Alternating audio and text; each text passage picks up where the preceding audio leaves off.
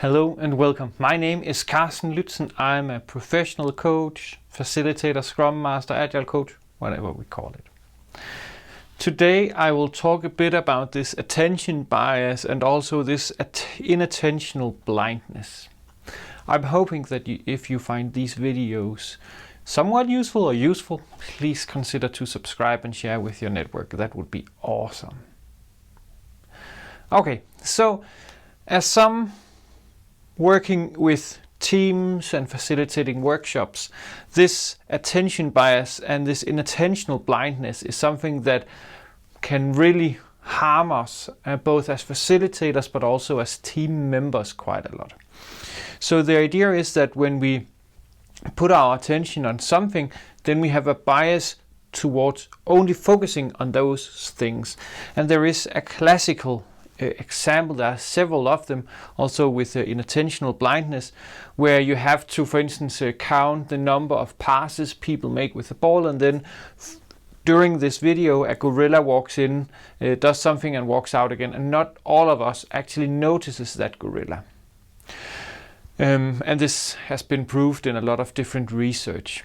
So why is it that it's important for us? Because when we, for instance, in agile teams, are focused on something in particular, we might miss the very important things right under our nose.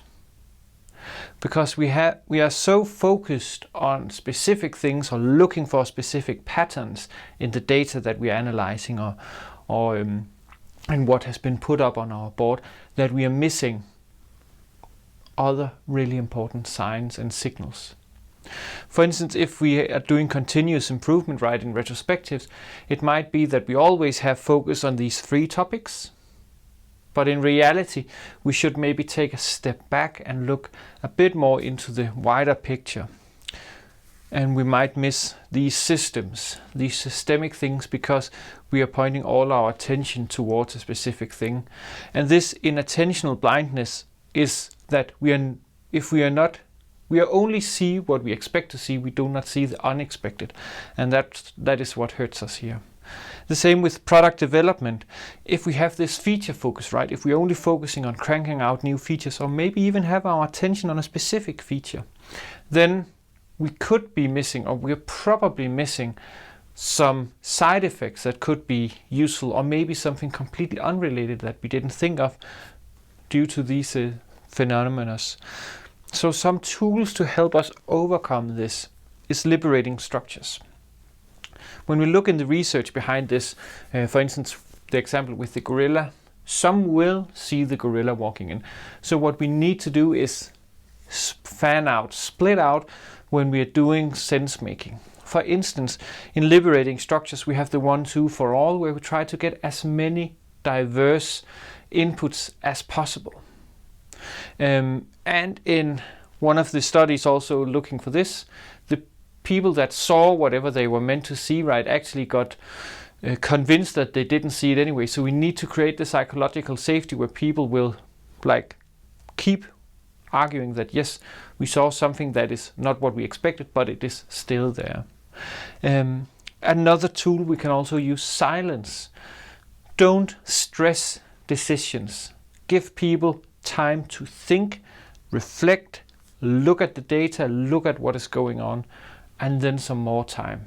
Simply to create the room for us to look over it again and again and again, and then maybe the 3rd or the 4th time something unexpected happens.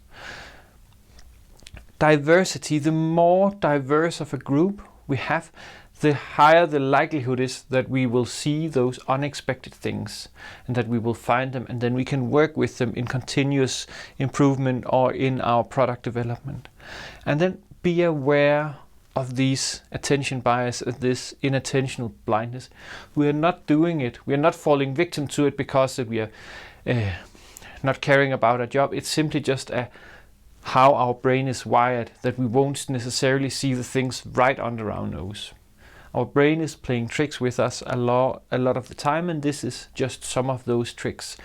And of course, it has its benefits, but when we're trying to improve systems and teams, there is some drawbacks to this. So my suggestion is liberating structures. Make sure that we can crowdsource as much, get as many inputs as possible, and then make a safe space where people dare say something that lies outside of what is expected.